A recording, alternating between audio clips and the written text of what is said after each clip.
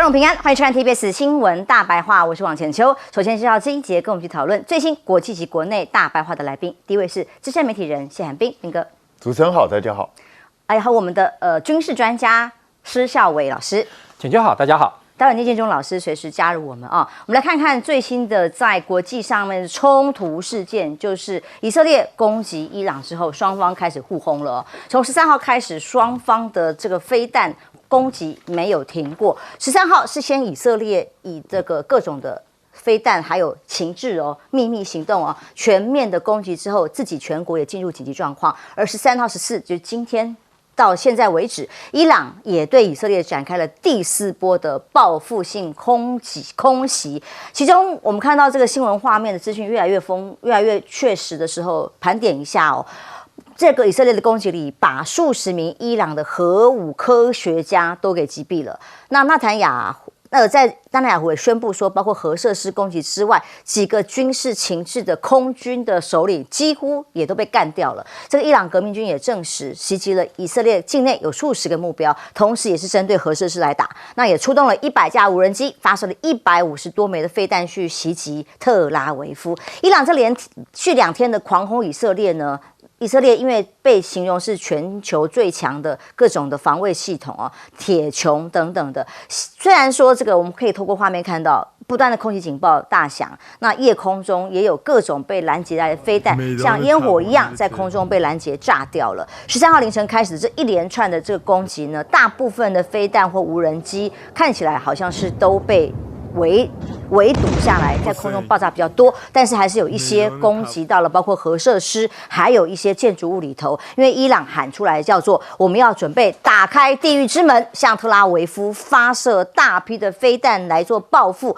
那伊朗的导弹袭击以色列之后呢，很多被空中拦截没有错，但是拦截之后仍然有巨大的残骸掉落在街头。透过画面我们可以看到，这个残骸在街头炸掉下来，也会引起一些附近的这个破坏但至少总比炸进建筑物来得好一些。所以双方的最高的警戒状态来讲，伊朗最高的领袖那个哈梅内伊也公开的再次的宣示，他说这次导弹袭击以国报复呢，扬言武装部队会彻底摧毁以色列的政权。另外还有一个美国，他也扬言要对美国展开报复。那伊朗甚至有一张照片被公布出来，现在已经被证明是假的合成的新闻咯，说击落了2架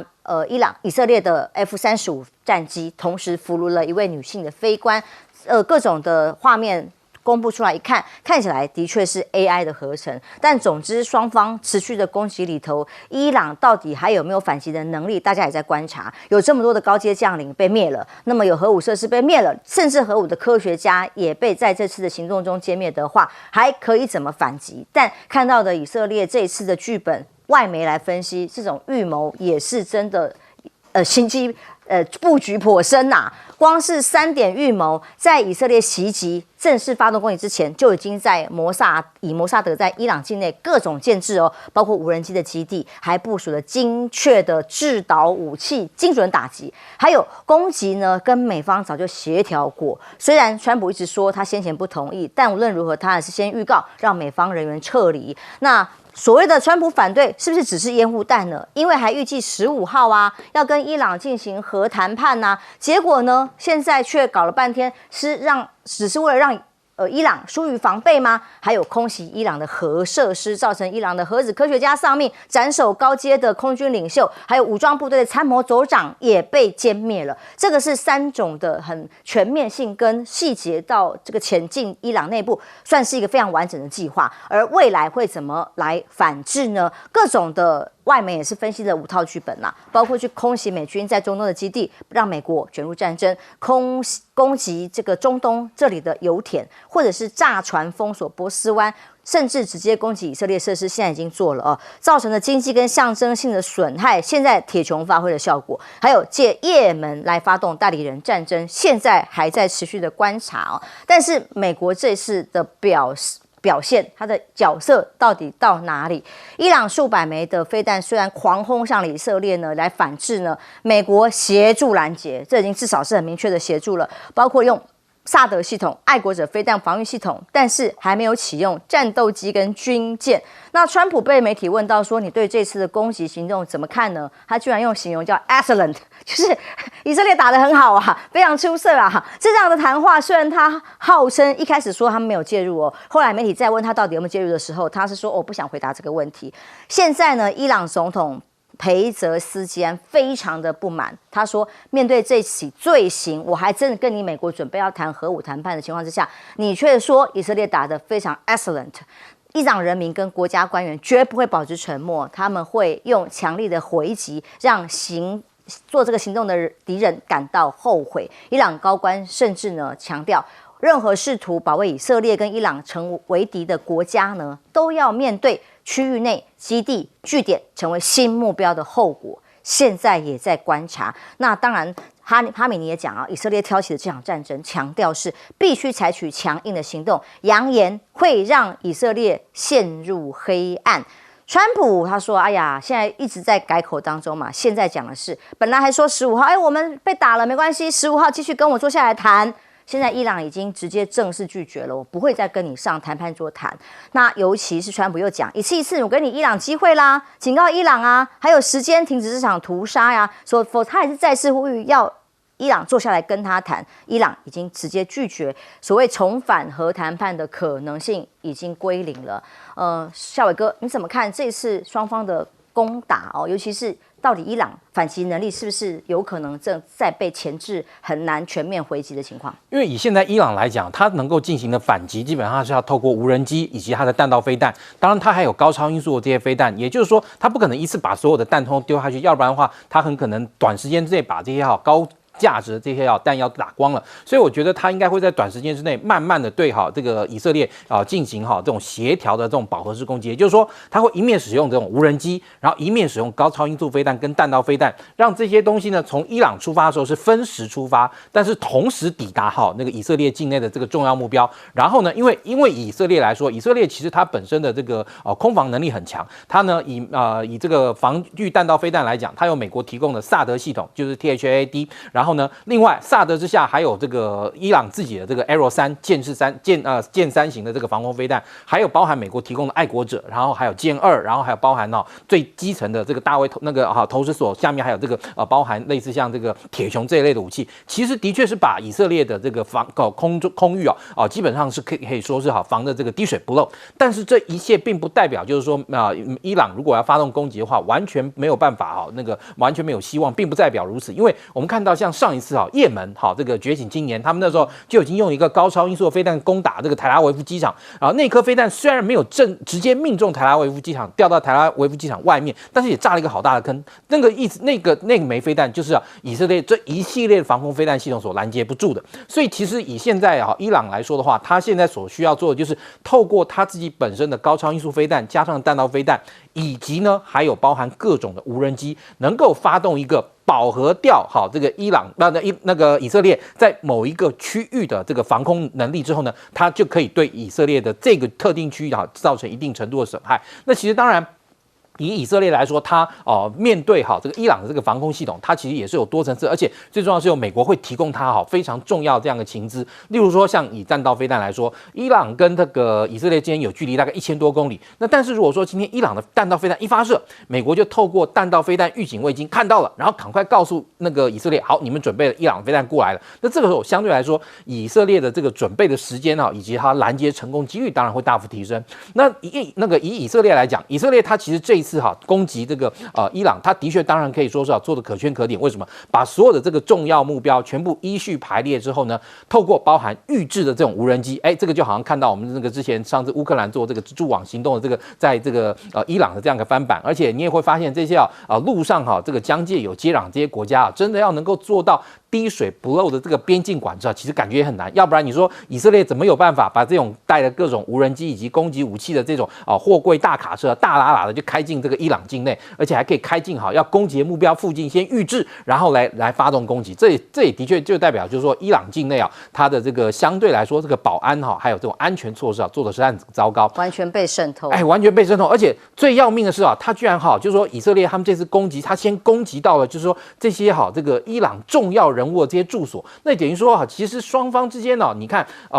之前哈，美国已经不断的提出警告，要求这个美国的人啊离开中东啊等等，或者说通知使领馆非必要人员的话就不要留驻在这个使领馆中。这个时候其实整个讯号已经非常强烈了，但居然伊朗没有做出一些具体的这种防御措施，还把这些重要人物就让他们好好的这个住在家里。那当然就被这个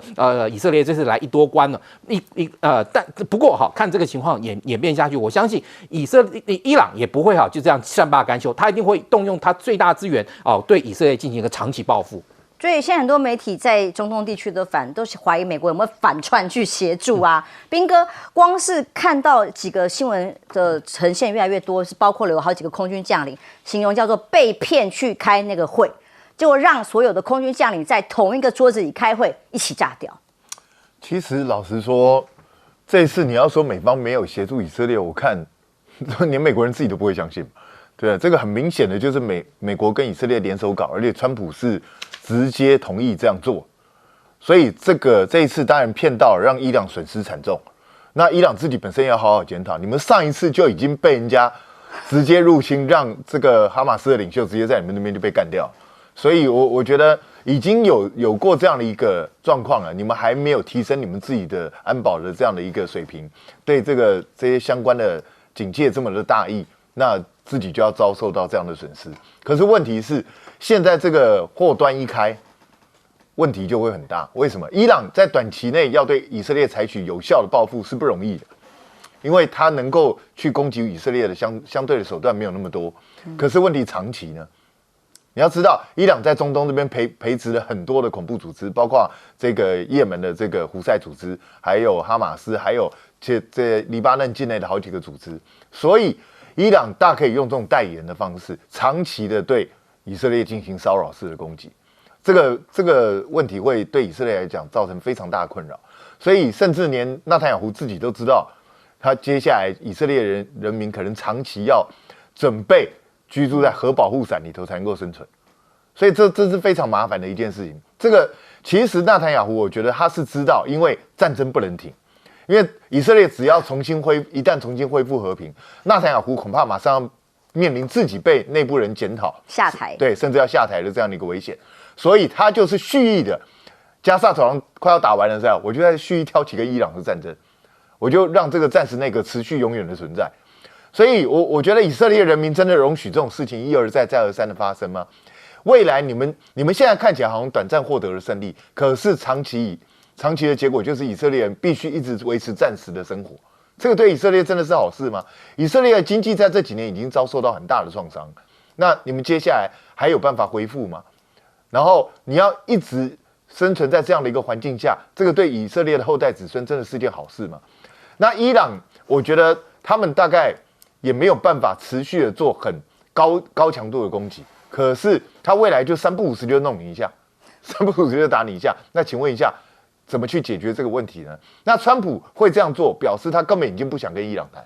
讲实在话，这个时候人家还回到会议桌上，谁敢去？去的人恐怕会被他自己被炸掉，被他自己国的人先把他弄死。对啊，所以我真的觉得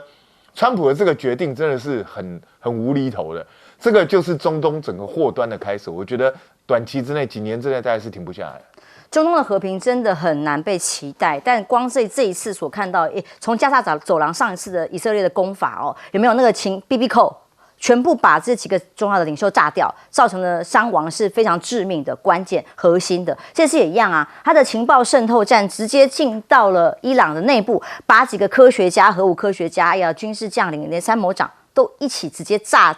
掉，是命中包括无人机跟各种炸弹的准备。对，这样看起来，这个伊朗现在就会劣势非常多了。我现在讲一下说，虽然他们这个负责在谈说他要彻底摧毁以色列政权，但我觉得讲起来这个认知战、心理战是可以喊，但是这个现在你看起来这个被人家命中，你的指挥系统就出现一些问题，对，渗透太深，指挥系统出问题，专家系统也出问题嘛。那伊朗一直想要在这个核人这边保有一定的实力，但是美国呢长期呢用各种方式帮你质押，甚至用经济制裁，所以他几次不管你的什么核诱什么的都被被限制，有没有？所以他一直没有办法发展到一定的这个历程，而且他的专家现在这个系统也被破坏的话，我觉得就像刚刚讲的，真的要反制的话，他其实能量有一点差。不过呢，我从另外一个角度看哈，我想任何只要你，我想这个一旦对峙啊，仇恨意识一出来的时候，他用各种力量，可能不管拉帮结派或自己呢，在一些隐藏势力都会想要反击的。就像他讲的，他一定要彻底的摧毁所谓的以政权哈。好，那我现在要讲就是，如果你从那个全球火力啊，以前有一个排名，如果真正去看军事实力，到底伊朗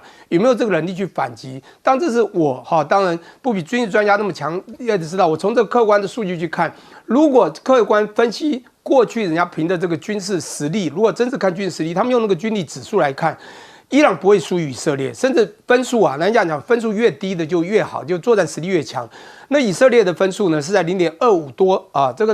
个伊朗是在0.22多，表示它是比较强的。那当然各位可以看到，如果从地理位置讲，以色列其实小小的一块，伊朗啊跳过伊拉克、科威特，其实伊朗是非常大的哦。以这个人数来讲，那个以色列900万人，这个伊朗是有8000多万人的，8800万人这样子之差异，甚至军力，那以色列照理讲也不能跟他比。那我们讲这是军力指数，它用这个综合的来评判，所以以色列地大。人多，而且他军力也比较强。我们刚才讲细一点，就以色列他的军力，他常备军只有17万，他的后备军人大概47。当然这是以后打陆战才有可能的哈。我待会再分析。他当现在战争都是科技或者是这空战，这个制空权比较重要。那再讲说，其实伊朗他在整个这个军备实力是不差的，他光常备军有61万人，那他甚至他的后备有35万，甚至还有一些后备的军备有20万，所以加起来总数绝对应该是要赢过以色列。这是军力，当然是唯赢。可是人家也分析了，但现在战争不是光看人多或怎么样，就像这个巴基斯坦、印度的战争也是一样，印度远大于巴基斯坦，结果印度打的也是比较难看嘛，不管坦克车数量、人的数量等等，所以不是用量来比。那我们先看人家就分析，在空海陆中啊，那就我所知道的数据就，这个陆军、海军其实伊朗是强，但空军就是一个还是弱势。所以我们现在看到他这样反击，其实去年的10月1号。那刚好这也是我生日那天，10月1号，其实他就丢了200枚到了这个以色列。其实以色列那时候就对伊朗其实就存在一个非常就是不舒服的这种心态，所以铁穹被破的概念。对呀，所以这一次呢，当然他就打过去，当然这一次他反击又打了150枚，可是你看人家铁穹一样把你防到，所以我觉得以色列可能伊朗这一阵子。可能他自己没有在自己把它非常冲击，尤其在以哈战争的时候，当然他一直去 support 其他的这个哈马斯列去帮忙去助长一些力量，我觉得他自己没有充实自己的力量，所以他这次被打，我担心这个未来他可能在这个整个要反击的力量看起来又被这次铁穹看出来就像烟雾弹一样被没有那么的成功之后。会怎么样我们不知道，但是我相信这个心理的这种隐藏的这种反击的力量是够的，所以我觉得他们会再走下一步。但我现在更要看是后面的大国啦，比如以色列后面的美国到底还会去支持多少？那但是那伊朗当然以前跟可能俄罗斯和这个甚至土耳其或者中国它的关系也不差，会不会有其他国际力量会 support？ 不过这次显然的看起来是被全世界都很担心它的。甚至以后的这个升级到核的这个战争，所以现在我看全世界都会担心这个是比那个以哈战争可能还激烈。现在从伊朗的哈米尼他的反应来看，看起来他最震惊的是，他正准备听美国的话，要进谈判桌哦，结果被炸了。这个所有的军事首相、首领，很多人被斩首了。他看起来是对于美国的愤怒是非常强烈的。休息一下，马上回来。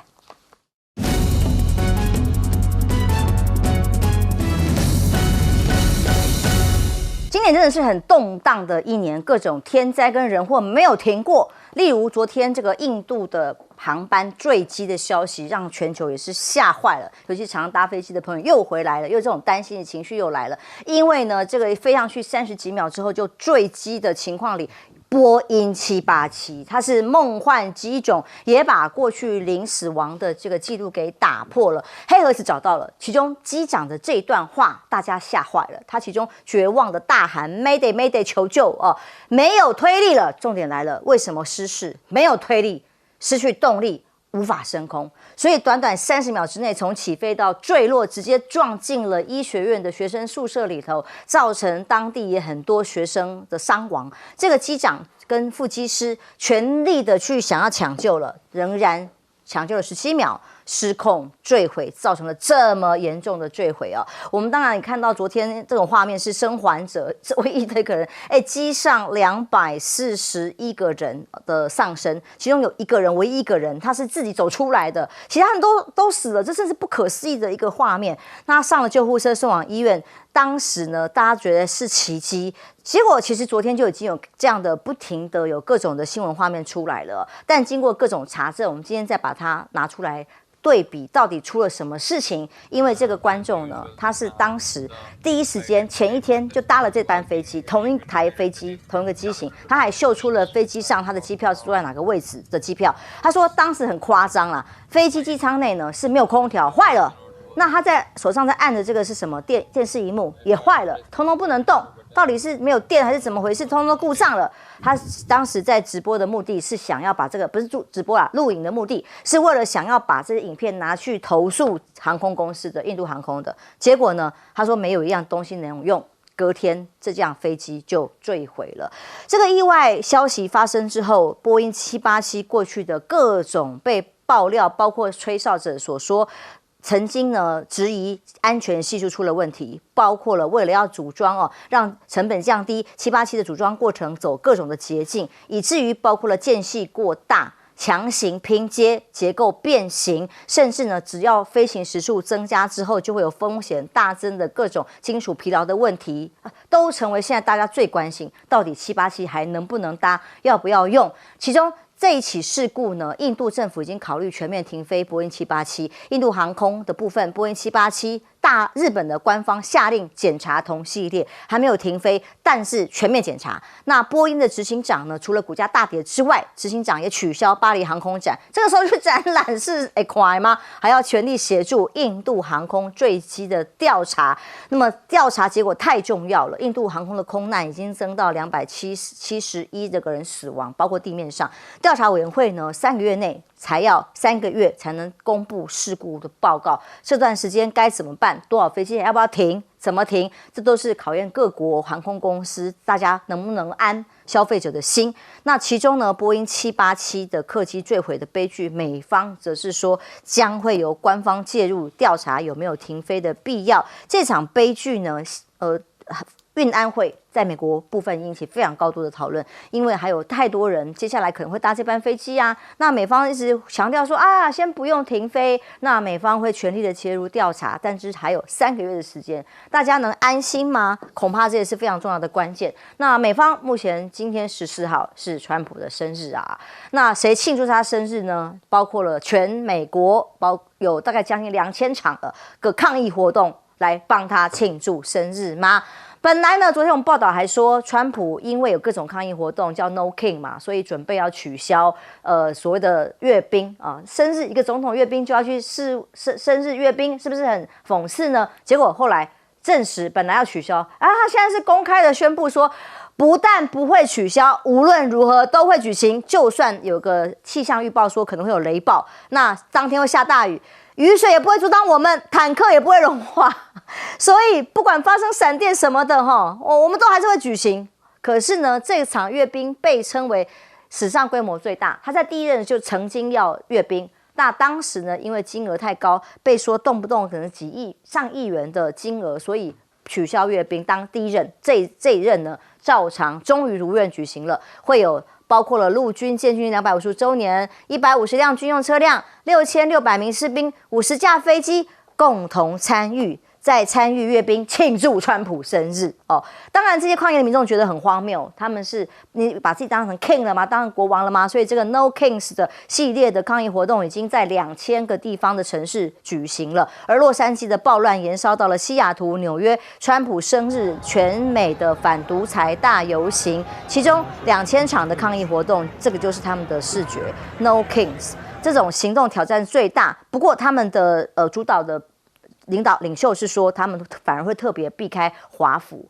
避免到时候以这种镇压的理由对于群众有所伤害。这些点点其实蓝色的啦通通都是抗议行动，全美密密麻麻都在川普生日这一天抗议川普的所谓的生日阅兵。斌哥。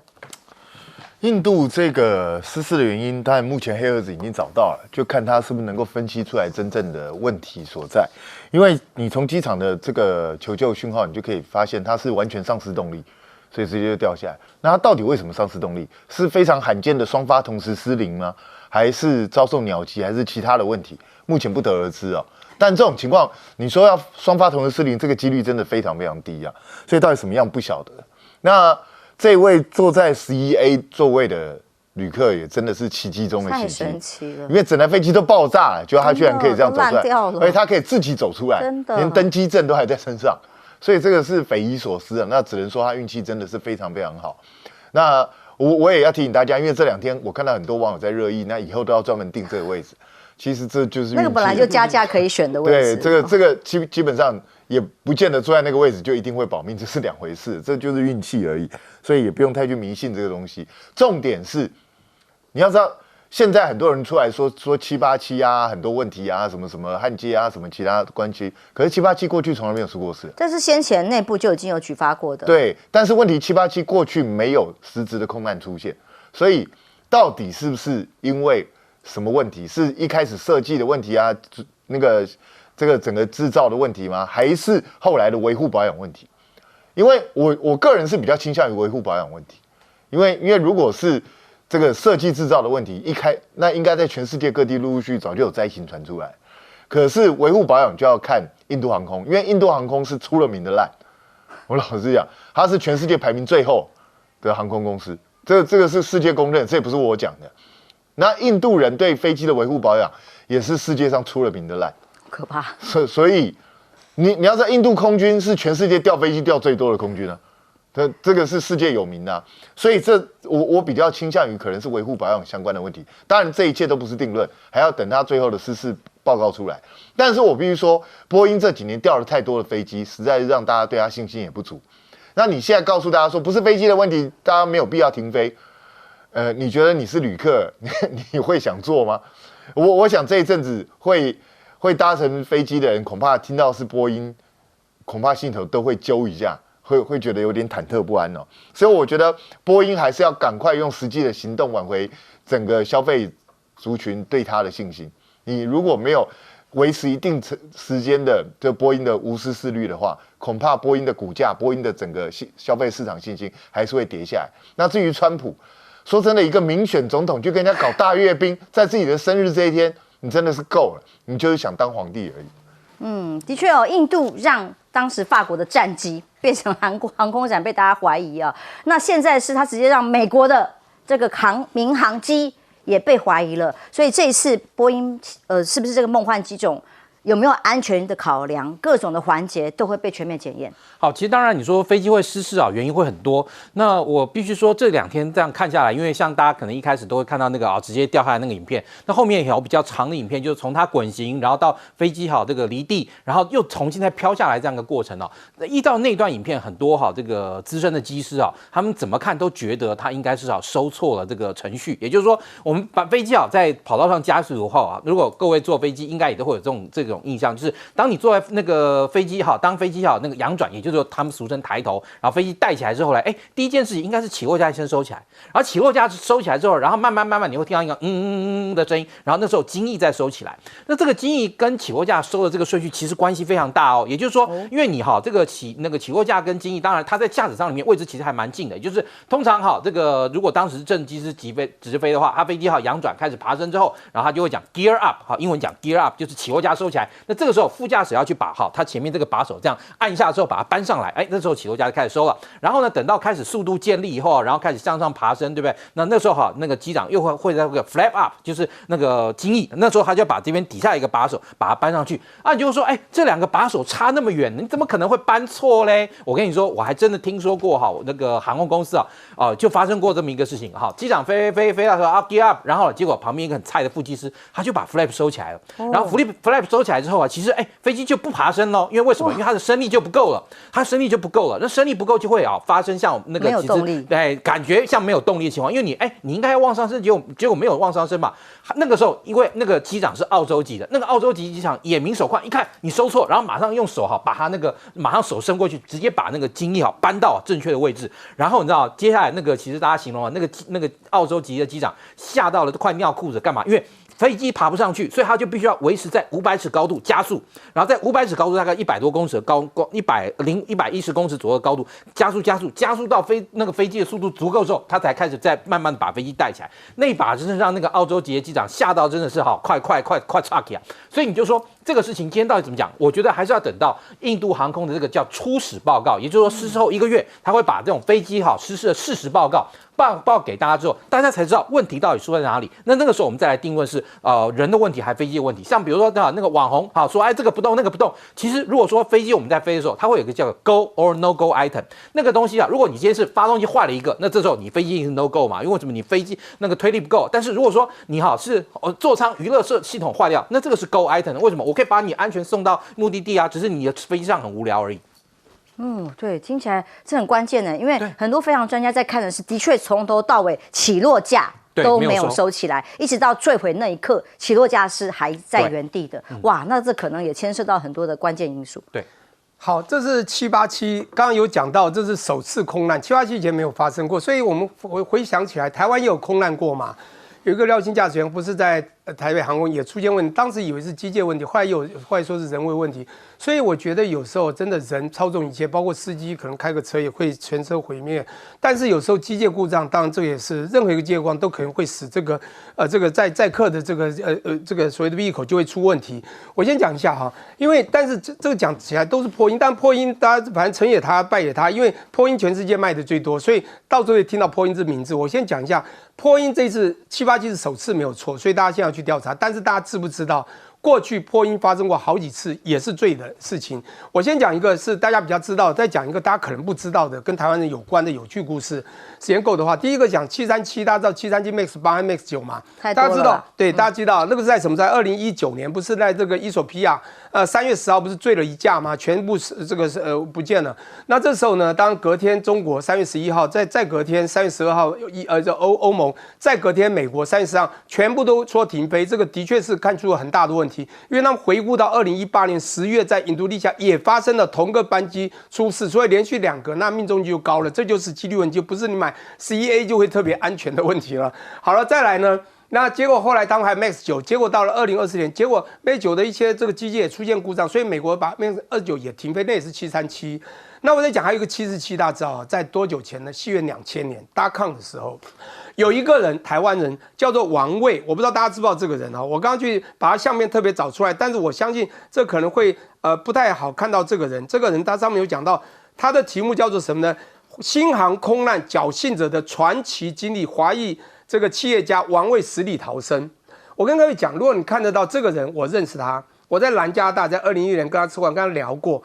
美国有个大面板公司，第2大叫 Vizio， 知道吗？这是老板，他非常厉害，他比我大一点了哈。我跟你讲哈，这个人他是传奇，为什么？他跟我讲那个故事，我就真的假的，还回查，真的是新加坡航空的时候坠落的时候，大家都不见了，对不对？结果他不见了，结果被报失踪名单。他因为失踪，那个老板他欠钱回来举债的钱说。哇，好可怜了，算了就算。结果他突然出现，他因为吓到了，从飞机里面桃园里面跑出，要归回洛杉矶了，跑出去，他自己自首说我还活着。那件事情蛮有趣，西元2000年。重点就是这个时候，当然他说他实力好，就这个运气好。这个企业家说人生就这样，所以就把那个债务说你先不用还，慢慢来。后来他走进大陆签，当然后来成了第2大，在2021年成为在洛杉矶这个 Orange County 一个很重要的企业人士。我要讲是那个是波音747，所以我觉得飞机坠机这个事件哈，当然象征着这个航空，像以前李敖他不敢坐飞机嘛，我们当然都坐的很频繁，但是这个飞机事件真的是让大家要警惕一下，波音到底是不是有问题？就这样。飞机的飞行安全很重要。像我们也有一个华航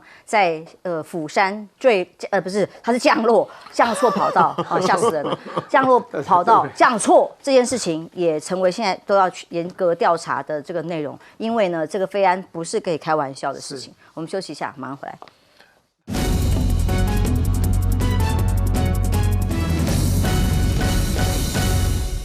好，那首先带你来看到的是，这个是国际间大家都在看，原因是因为一直在更新当中。伊朗呢现在是第4波，没错，已经进到第4波了。第4波反击以色列，耶路撒冷传出了爆炸声之外，特拉维夫这边呢也烟雾四起。他们说这一次的报复行动是真承诺3号，同时呢他们是分3波发射飞弹来反击，双方呢高度对峙，而且伊朗呢是一口气向以色列发了大概150枚的飞弹。但卢宇下直接给您看一下画面，当时呢这个飞弹过来的时候，那当然你可以看到就是在这个以色列这一边，因为呢他们有所谓的铁穹拦截系统，所以呢全国警报大响，那铁穹也开始发挥作用，在拦截空中的飞弹，所以你可以听到很像烟火一般，好，可是全部都是飞弹。至于呢纳塔尼亚胡去哪里了？因为现在大家在问他的飞机怎么会出现在希腊，这很多人都发现了他的飞机出现在希腊，所以要讲伊朗的局势升级，他到底有没有逃亡这件事情。好，目前还不知道飞机上到底有谁，或者是他的家人，好，都不清楚。但是看到的是他的飞机出现在希腊了。伊朗的首都呢，其实现在也遭遇了弹袭。好，这个是他们的首都机场。当时呢说这个国际机场是伊朗最繁忙、战略位置最重要的一个航空枢纽，但是呢多处燃起了大火，还有浓浓的黑烟。其实这一回呢是以色列他先发动了袭击，在空袭完之后，第一时间他告诉大家为什么他要发动这一次的攻击，因为他认为伊朗的浓缩铀已经是非常非常高，而且可以制成核弹了，所以他觉得这非常的重要。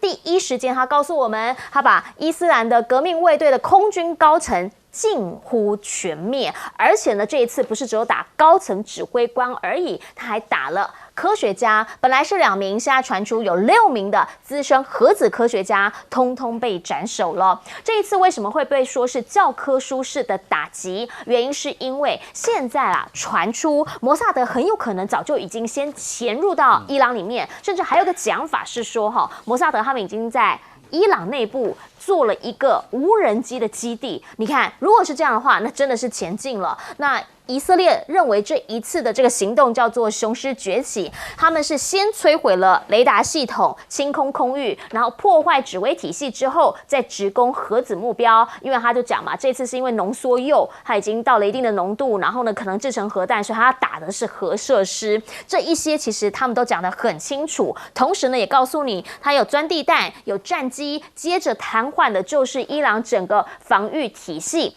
但是 F-35I 的战机呢，现在也说隐身功能，所以呢，在这样子的一个隐身协助之下，再加上了 AGM-88飞弹精准打击，好，这一系列就是他们告诉你为什么这一次有办法一举的将这个伊斯兰革命卫队的空军高层近乎全灭的战果。这一些都是以色列这边近期告诉大家到底他们怎么做到的。但是呢，伊朗当然不是省油的灯，现在川普呢是已经跟伊朗警告了，说如果呢你们再继续打下去的话，我告诉你下一轮会更加的残酷。好，可是问题是伊朗不可能吞得下去嘛，因为他就认为美国你真的什么都不知道吗？好，现在呢其实以色列的官员他们讲了，说有可能这是一个什么反间的手法，也就是说呢，以色列官员的透露是攻击实际上是跟美方协调过的。那听到川普的公开反对是要让伊朗掉以轻心，那伊朗当然会很怒很气，原来你川普是跟我玩暗的是吗？而且呢是在攻击过后，你也看到了美国这一边，包括 Rubio 他们的声明相对的冷漠嘛，也跟他讲说哦，没有对以色列表达任何的团结等等的意味。可是呢，五角大厦当天晚上被发现一个披萨指数，好，知道的人呢都知道，五角大厦附近，因为他们里面没什么东西吃，所以如果说那一天晚上他们附近的披萨店每一间都爆单，每一间都是要求外送的话，那就表示当天他们加班，那就表示绝对有大事发生。后来看到了以色列，就知道原来是以色列开打了。那如果是这样的话，美国没介入吗？所以伊朗现在很生气，直接退出了美俄美伊核谈判之间。那官员的很强硬，他们讲说再谈下去也没有什么意义了啦，所以第6轮也不会有，反正前面5轮也没有多顺嘛。那 IAEA 呢通过了伊朗伊核问题的决议之后，发现中方投反对票，因为他认为对抗施压只会使问题复杂化，甚至现在伊朗也传出了对于美国的在外基地，他们也不排除会发动攻击。至于对于以色列，他们现在则认为下一波如果再攻击的话，飞弹数绝对会是现在的2倍之多。我们想请教一下邱毅老师，您怎么样来看？原因是因为以色列现在呢跟伊朗之间其实是你来我往，不知道会达到什么程度。本来6月15号啊，这个美国跟伊朗之间针对伊朗的浓缩铀的问题，已经要进行伊核谈判。对，那伊朗本来态度非常的强硬，他不愿意去把他的这个核设施把它给摧毁掉。那双方谈不拢，当时候呢，大家就想说，美国会不会借以色列的手，然后对伊朗做一个重大的惩罚？也就是说，你伊朗不愿意把你的铀浓缩的设施把它给毁掉的话，那就由以色列来帮你把你的铀浓缩的设施给干掉嘛。好，那刚才主持人也提到，美国五角大厦有个非常重要的指标，就是披萨指数。确确实实，这个披萨指数的订单突然大幅增加，然后在几个小时后，以色列就开始对伊朗的首都德黑兰进行了攻击，而且连续来6轮的攻击。而且这个攻击如果依照以色列官方的说法，它已经经过了好几年的准备，而且在8个月之前，摩萨德早已经把伊朗的核设施的地点，还有几位伊朗里面的高级军事高层，还有他的核工科学家专家，在哪个地方都搞清楚了，甚至无人机的基地也已经在伊朗的内部已经成立了。现在摩萨德在世界4大情报组织里面，几乎已经超越了另外3个，已经排名第1了。好几次神出鬼没的这个突袭的做法背后，都是摩萨德在进行所谓的操控。而在这一次，在进行对伊朗的突袭，非常非常的精准，而且在突袭之前，他把所有的地点都掌握，所以这个定点的清除打击，可以说把伊朗的整个铀浓缩的设施几乎都毁掉了。然后呢，甚至还可以用各种的反间的手法，让伊朗的高级的军事高层都集中在空军指挥部。然后他在整个把你进行集体斩首。到目前为止，至少有20个伊朗的军方的高层在这一次被斩首成功。里面最典型的包含他的国防军的总参谋长啊，空军总司令啊，还有另外一个部队叫革命卫队的总司令都被斩首了。也可以说，伊朗的军中的精英强硬派都挂掉了。另外的负责在进行铀浓缩的这些核工专家6名也挂掉了。所以这一次的伤害对伊朗非常非常的严重，所以川普才得意啊。川普说啊，伊朗的强硬派几乎都死掉了。所以下面你伊朗该屈服啦。下面如果要来谈所谓的伊核限制的问题，那你伊朗不能再像过去那么强硬了。好，那伊朗虽然刚才主持人也说他在反击，对特拉维夫啦，对以色列也有一些核设施也进行打击，但是也看出来吧，这个反击是无力的。第一波用无人机，这个无人机在还没有飞到以色列的特拉维夫或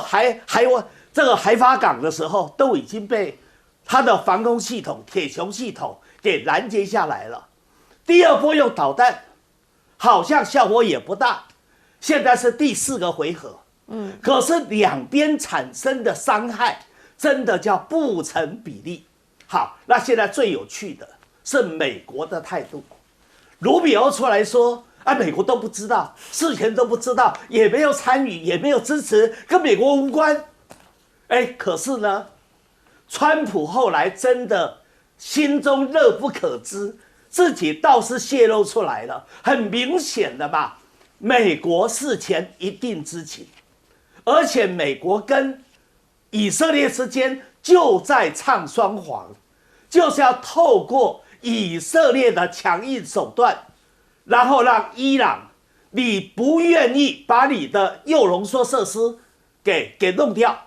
那我让以色列把你弄掉啊，看你要不要屈服，要不要软化。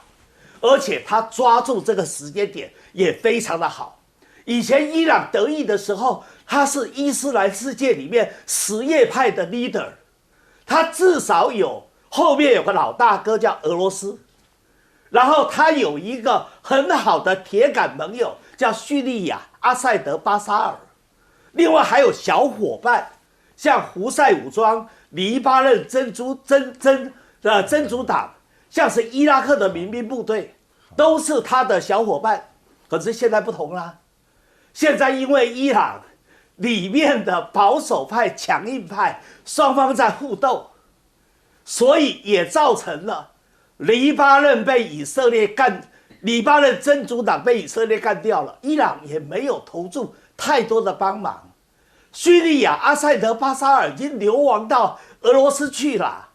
在过程里面，朱拉尼的部队要逼近大马士革的时候，伊朗的援军都没有到啊，甚至连在巴沙走廊里面的哈马斯的头号人物叫做哈尼亚。哈尼亚在哪里被干掉的？哈尼亚就在德黑兰那一个机密的军中的高级宾馆的房间里面，在床上被炸死的。你想想看，发生这么多的事情，他的小伙伴对他都失望了，他的盟友对他也失望了，再加上他的老大哥俄罗斯现在困在乌克兰战场，连自身都难保，所以在这种情况下。伊朗可以说是孤立无援，他早不是过去在伊斯兰世界呼风唤雨的时期了。所以，以色列跟美国用唱双簧的方式，甚至用反间计，用川普不希望发生战争来骗伊朗说以色列不会发动突袭，用这个来诱以色列上当。这一连串的布局，真的叫做教科书级的突袭行动。是，但想要请教一下小舰长哈，原因是因为呢，到目前为止，伊朗的讲法是他还会再攻击，而且呢，他这一波不排除要攻击美军基地。那如果真的打了的话，川普会出手吗？局势会升温吗？川普已经出手了。为什么？因为其实他已经把DDG-116啊这一艘伯克级的驱逐舰已经调到东地中海来了。那还有另外一艘，他没有讲是哪一艘？为什么他不讲？因为如果讲了那一艘，大家就知道美国事先知不知道，美国是不是在唱双簧？为什么？因为其实这个如果以东地中海而言，其实都在埃及的掌握之下。那在埃及的掌握之下，就可以从你什么时候开始改变航向、航速，开始向东地中海移动的时候，就知道你已经接获命令了。所以就可以判断得出来啊。那如果说我们看这个War Room，也就是战区来讲，说这个战区这个媒体啊，他特别提到，也就是这一次伊朗的攻击方式跟在去年4月14号完全不相同。为什么？因为我们刚刚其实看那个内容，我们也可以看到啊，其实它是集中在某个地方使用。那它为什么集中在某个地方使用？因为其实我们刚刚讲到去年的4月14号，其实它已经使用了饱和攻击，然后攻击了很多的地点。它的饱和攻击啊，不像大家想象的那么简单，只是数量饱和。数量饱和在去年的4月14号的时候，它已经发射了103枚的弹道飞弹、36枚的巡弋飞弹，以及185枚的这一个游荡炸弹或者是无人机。那为什么这一次我们觉得它的攻击的数量好像没有那么多？因为它从上一次的数量饱和之外，它另外还从方向饱和。那这些饱和都可以已经探知了现在以色列防空的那个重点在哪里，然后它的空虚点在哪里，所以它就密集的对那些地方进行攻击，然后它不要再像之前一样散枪打鸟一样来攻击啊。那其实我们来看啊，这一次的攻击其实还是很有效的。为什么？除了我们刚刚讲到有关于德黑兰的国际机场之外，另外有关于它的这个相关的这个浓缩厂的这个位置啊，其实也被攻击了。那被攻击的结果是什么？我们现在不知道，可是很快的。我们在这些公开讯息上面，也就是他们会公布相关的卫星照片啊。不过这中间最有趣的是不是以色列启动了反斩首，也就是我们台湾常常讲的万军计划。也就是我们看到这个以色列的锡安之翼啊，也就是大家常讲的 Air Force One， 在这第一时间，它竟然飞到希腊去了。那他飞到希腊之后呢？那我们来看那个以色列的媒体啊，他是这么说的：他说，我们只有飞机飞出去而已。那按照这一个现在瑞典，也就是对不起，是那个雅典啊，他的说法是上面没有任何的官员，只是飞机出去避难。但是我们这样讲啊，其实希腊本身的这个媒体已经有其他的意见了，说质问希腊政府，第一个，他是不是包容以及接待那个被指控有这一个种族灭绝罪以及战争罪的纳坦雅胡？如果有，媒体绝不放过。请教一下岳老师。13号的上午啊，以色列在纳坦雅胡的指挥之下，对于伊朗发动了偷袭啊，不宣而战啊。那么这一场偷袭的话呢，不管怎么讲啊，我在这边要让大家非常清楚的明了啊，以色列目前为止的话，做这个决定，引发了非常非常大的严肃的中东的乱局啊，可以说是继俄乌冲突之后，中东另外一场大战局，他是故意的，他的故意有3方面哈。第一个的话呢，所有的以色列人啊，包含对以色列情况熟悉的，都知道以色列会进攻伊朗啊。其实说句良心话，伊朗本身呢，在目前为止啊，这一次的话呢，他被人家渗透到那个讲到摩萨德的渗透到简直是不可理解的地步。所有的重要官员，你要知道，就是说，包含我们现在在台湾，这所有的重要的官员，什么参谋总长啊，或者什么首席科学家什么的。这看都看不到，还杀掉，这开什么玩笑？这个一定是有泄密的。所以说，以色列是故意的，蓄意已久，偷袭。第二个的话呢，以色列是故意的，纳坦雅胡要把美国拉下水啊，因为美国本身呢说因为这个川普本身一直用言语表达要支持以色列，从来没有说用行动来支持。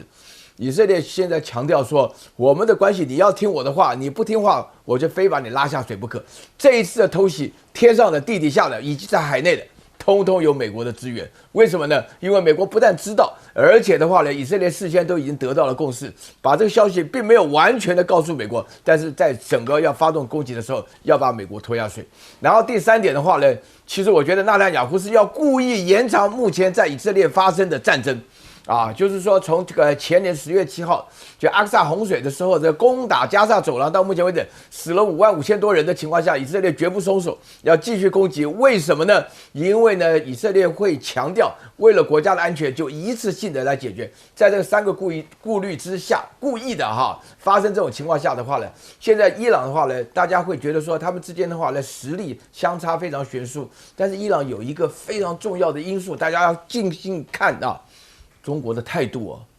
中国的态度非常值得玩味啊！中国是最早告诉所有中国的公民在以色列撤侨的，中国可能也得到了很多的讯息，而且中国在联合国投票悍然的投下了反对票，反对什么呢？反对伊朗不准许有和平发展核能的权利。那大家要知道啊，要中国做这种行为，在联合国里面不顾他人的反对或赞成，自己投下反对票的例子极少。所以说，在这种情况下，我们必须要拭目以待，看看这里面的发展，中国的态度对伊朗。而且大家刚刚看到伊朗反击当中也有超高音速的导弹哦。第一张照片，你就可以知道说，这个对以色列来讲的安全也是构成很大的威胁的。确实在这个事件当中呢，其实大家所关心的是事后它会怎么样的发展，美国会扮演什么样的角色，特别是美国现在内外交迫。好，目前台北时间是6月14号下午的5点21分，美东时间是早上的5点21分。6月14，川普生日快乐！但很精彩了 ，President 来带您来看到的是 Mr. President 现在有2000场的抗议，是为了要拒绝国王的行动。对的是谁？没有讲川普，但大家都知道都是对着川普而来的。目前呢，预计500万人会参加，这可能会超越4月那个时候 Hands Off 的抗议游行，那个时候也是全国遍地开花，但人数上这一次可能会大大超越。好。各个城市都开始做准备、做活动，海军陆战队进驻洛杉矶，原因是因为呢，先前他已经要派这个陆战队进去了嘛，那现在为什么一定要来这边来？做所谓的驻守，因为呢，他们也开始动作了，说在 LA 已经第一次逮人，原因是因为这个人呢，他在附近走动，然后呢，这个当时的士兵看到他的时候呢，特别去走向前，将他给制服，压倒在地。他说他们在特殊的情况之下是可以暂时执行拘留任务的。那你会问，不对啊，昨天你不是告诉我们说，法官现在已经讲了，国民警卫队的指导权必须要交回给加州的州长 Newsom 吗？没有，他们提出上诉了。提出上诉之后，川普现在是暂时保了民兵的指挥权，也就是说呢，现在在加州所有的，包括了国民兵，包括了陆战队，全部都还是听命于川普。但是加州的民众情绪是很高涨的。好 ，CNN 呢现在直接讲了，说美国正走向黑暗之路。那在今天6月14号，不是只是川普生日，不是只是抗议而已，还有一件事情，国旗日要进行大阅兵。好哥，这大阅兵有没有办法顺利进行？不知道哦，我们真的不知道，因为我们看到气象报告上面是写说呢，会有什么？会有暴雨、倾盆大雨。但是呢，他们讲无论如何都会举行，这是白宫的说法。很久很久没有阅兵了，所以这一次的阅兵呢，其实大家也想看看到底他们会摆出什么样的一个阵仗啊。特别又刚好是川普生日嘛，但大部分的人。美国人60%的美国成年人认为不需要吧？为什么要花那个钱？阅兵要多少钱啊？为什么我们现在那么穷了还要做这件事情呢？佛州的警长呢则直接说了，其实如果说呢，因为当时川普也讲嘛，在这一天，如果你特地来华府这边抗议，或是特地有什么样的行动的话，那不守规矩或是违法的一定抓。那佛州警长呢则直接讲说他不会手软，听听他怎么说。If you throw a brick, a firebomb, or point a gun at one of our deputies, we will be notifying your family where to collect your remains at, because we will kill you graveyard dead. We're not going to play. 去过美国人应该都知道，美国的警察他们是玩真的，他们不是随便说的。但是问题是，现在的美国是非常非常分裂的。我们刚刚讲加州为什么会有这么多情绪，最主要是因为在这个关税战之下呢，他们的进口量也是月减19%。那对于他们来说，很多人是靠着港口在生活的，领日薪的，这个当然对于日常生活有很大很大的一个影响。另一个部分呢，则是川普现在还要扩大征税范围，有很多的家电也要被征收50%的进口税，23号生效。你就知道在国际油价因为呢这个中东的问题在往上涨，然后马上呢这美国股市就往下一崩跌，然后呢所有的关税又在让他们的人生这个生活必需品呢在往上涨的时候，那个口袋之拮据，大家会很有感的。川普现在最新的一个财务揭露说，告诉大家他的加密货币哇狂占17亿呀，各种品牌的授权进账超过30亿呀。你去对比那个你的口袋里面没有钱的时候，那个被剥夺感相对的一定会更加的感受深刻而且严重。川普现在呢还发了一个金卡，说呢好多人都已经要来申请了，因为他推出了这个金卡，他想要解救一下美国的债务问题，500万美元买美国的金卡等同于绿卡啦，就是居留权，还说很多人都已经去申请了，但这个东西到底它的合法性、适法性怎么样？其实在美国内部仍旧有一些争议。但回过头请教一下邱毅老师，怎么样来看？好，因为6月14号，大家现在想看的是到底会烧到什么程度？对川普来说，当然是个重要的考验啊。就我们中国人来讲啊，到了60、70岁。不应该在生日的时候办大寿，尤其是逢九则低调。哦，就例如说我今年69，我过生日就一定要低调。那川普是79啊，他更严峻啊，他就应该低调。可是他又要搞一个大阅兵，又要把调子拉得很高，而且我必须这样子讲，这一次的洛杉矶的暴动，就是川普有意挑出来的嘛？为什么我说川普有意挑出来的？大家回顾一下，川普在大选的时候，他就强调啊，说他如果一旦选上成为美国总统，他就要把非法移民都赶出去。可是为什么美国以前的总统，像奥巴马、像拜登，他们为什么对非法的移民，他们会比较温和的手段？道理很简单嘛，因为你美国确确实实需要这些非法的移民来做很多工作啊，农场的采摘，另外像是餐厅里面，你到了后面的厨房去看，都是一堆非法的劳工，甚至家里的看护，还有在工厂里面3K 的工作，你没有非法的移民谁来做？何况这些非法的移民从拉美进到了美国的国境，但在墨西哥跟美国接壤的4大州，加州、亚利桑那州、新墨西哥州跟德州，有多少的所谓非法的移民？他们在美国境内一待10几、20几年，落地生根，有了家庭，他们的太太或者他们的丈夫很可能是合法的啊，他们的儿女在美国出生啊，当然也是合法的啊。你今天把他们强制遣送出去，就会造成这个家庭破裂、妻离子散，而且这些企业或农场就维持不下去了，好多工作没有人做啊。所以这一次，本来 ICE 啊，就是美国的移民海关的执法局，本来是比较温和的处理，就跑了一个马屁精啊，史蒂芬米勒啊，然后史蒂芬米勒就开始去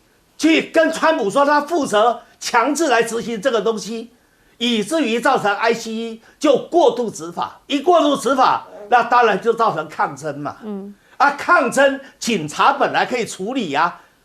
洛杉矶市长卡伦巴斯跟加州州长纽森都告诉你 OK 可以处理的，你就硬要去调国民警卫队进来，又要调海军陆战队进来，你这一来不是把事情搞大吗？你进来以后，橡皮子弹、催泪瓦斯，你什么高压水炮什么都来了，那被遣送出去的人一定会反抗啊。加上美国经济也不好，所以很多人在里面趁火打劫，黑帮啦、吸毒的啦，利用零元购抢商店，所以造成大乱嘛。而这个大乱的结果已经蔓延到美国各个城市，不是洛杉矶，连加州、洛杉矶、旧金山旁边的休斯顿都发生这些问题，西海岸到东海岸到中西部都有这些抗争问题。好，那现在6月14号是你川普79大寿要大阅兵的关卡，所以这时候叫做不王日嘛，不要国王，我们不要皇帝，我们不要威权者，所以这一天是川普重要的考验，处理不好，那美国的内乱就爆发了。请教岳老师。我觉得美国内乱要爆发还是需要一段时间哈，但是实际上的话呢，这里面有3点需要让大家注意一下。第一个，美国是一个非常 violent， 是非常非常暴力的国家，这个大家要搞清楚。你不要光看到美国人讲话hi there 什么的哈，美国人基本上的话，他们是非常暴力的。那个警察的执法的整个过程就可以看得出来非常暴力。然后川普本身来讲，那个暴力是美国的文化之一啊。然后第二个的话呢，美国的话呢，大家要了解啊，就是没错啊，邱委员讲的非常对啊，美国能够享受这么好的生活，这么富裕的生活，都是完全靠一种阶级社会。美国是一个讲阶级的社会啊，美国的厕所一定是非法劳工扫啊，美国的盘子一定是美国盘子轮不到非法劳工端的，那个盘子一定是非法劳工洗啊，美国端盘子可是一个有利可图的事情啊，就是美国本身对于非法劳工的依赖，但是大家有一件事不知道。美国这个国家基本上所有的人都是从非法变成合法，包括他的国务卿卢比奥就这样的人呐。就不要忘了，卢比奥的妈妈就是个端盘子的，爸爸的话呢修水电的，他们从古巴的难民过来，一开始的话也是想尽办法躲在船舱底下的，然后第3点的话呢，美国现在啊，其实严格来讲啊，美国是一个非常好大喜功的人啊。美国好大喜功到什么地步啊？美国没有银牌啊，美国人永远都是金牌啊，什么人都一样。我这个成长的过程当中啊，遇到所有的人啊，原来在台湾读书的时候都是唯唯诺诺的，一到了美国哇不得了，翘了个脚 you know， 哎，厉害的不得了。因为美国就是这个叫做是个 bluffing 的一个文化啊。所以大家很多人对于美国就产生了很好的印象啊，觉得美国人很有礼貌啊，什么大家都跑去我那个时代了，就跑去信基督教啊，认为美国人话了，礼拜六礼拜天了给你吃这个吃那个的，美国人非常暴力啊。第二个，美国人本身来讲的话呢，美国也喜欢非法劳工啊，尤其是你刚刚提到了那个靠的那个墨西哥人过来捞那些东西啊，对，墨西哥人跑遍了美国啊，所有的厕所都要人扫，所有的盘子都要人洗啊。这个都是非法劳工，为什么要用非法劳工？因为便宜，而且大家都会觉得在美国活得很好啊。非法劳工也觉得很好，合法劳工觉得更好，大家都觉得美国很舒服，就是因为美国创造了一个经济非常发达的环境，使得大家都能够注意到。那另外的话呢，接下来的话呢，大家要了解，美国实际上他们的整个生活的话，是一种发展是属于阶级的，因为美国的社会大家都有一种很莫名其妙的感觉。实际上，我们这个岁月成长的人非常非常清楚，美国永远是非法的人待了一段时间后就来一次大赦，永远是非法人来个大赦。另外，川普要卖什么500万的什么川普卡，要花5万美金到美国生个小孩就已经取了美国国籍了，要什么500万，对不对？大家心里想就知道差多少倍啊，对不对？差100倍啊！所以说你可以了解到，我们通常对于美国的理解完全错误。美国就是一个非常暴力，美国是一个阶级的社会，美国基本上就是一个依附非法劳工。现在川普要做这个事情的话，等于是破坏了美国的国本啊！没有非法劳工了，你要自己扫厕所吗？美国才不干呢，就这么简单。其实，在美国工作哦，不管说你是合法非法，他们都是有缴税的啦。那其实呢，在目前这件事情，那价值观可能是一件事，或是任何的宗教信仰等等，其实这些都无关，关系的是什么？来请教一下小舰长，关系的是大家现在担心会不会有所谓的抗议之后变成暴动，暴动之后变成内乱，这个大家觉得在现在讨论的时候，治安问题比较在意的。现在已经从抗议变成暴动了，那所以才出现了这个国民兵还有陆战队的问题啊。但是我们这样讲啊，必须要先澄清一下，6月14号当然是川普的生日，可是他们所进行的是美国陆军建军250周年。当然以前我们有听过美国陆军建军的这个庆祝阅兵吗？当然没有。我们这样讲啊，如果在上位者喜欢被拍马屁的话，下面全部通通都是小丑跟马屁精，也就是当然投你所好嘛，你想要阅兵，那阅兵这件事也是冤有头债有主的啦。也就是当年2017年在川普1.0的时候，都是那个法国总统马克宏啊，请他去看了法国的这个巴士底日，也就是法国的国庆日啊，他觉得为什么法国行，美国不行呢？所以他那个时候就想阅兵了，可是那个时候大家各种抗议啊，那这一次，他飞来这么一套啊，那我们大家呢也就等着看。那当然了，既然是陆军的250周年啊，所以我们现在看到的装备也通通都是陆军的。不过这个陆军的装备很有趣啊，我们看到的是M1A2 的战车啊 ，UH-60黑鹰的直升机啊，还有阿帕奇的直升机啊 ，CH-4拐的这个直升机啊，有没有想到一件事啊？这个不是我们台湾都有吗？意思是什么？帮我们台湾在美国阅兵吗？是这样吗？其实不是啦。简单来讲，川普就是一个好大喜功的人，但是其实对于美军来讲，他们现在无论是国民兵或者是这个陆战队，他们其实是反弹的哦，也就是他们不愿意直接去面对民众啊，他们普遍认为啊，他们对于自家的社区动武啊，并非他们当初从军的真正的意愿，所以我们这样讲啊。未来无论是国民兵怎么样的执法，或者是陆战队的怎么样执法，其实是有法的啊。依据美国法典第10篇授权保护联邦财产与人员的部分是可以暂时居留的。所以这个也就是我们刚刚讲的美国上诉法院为什么裁定川普还是可以在洛杉矶部署民兵的主要原因啊。那美国虽然我们刚刚前面讲到野蛮啊，但是他们某些地方还是讲究程序正义的，那法律就是一个部分。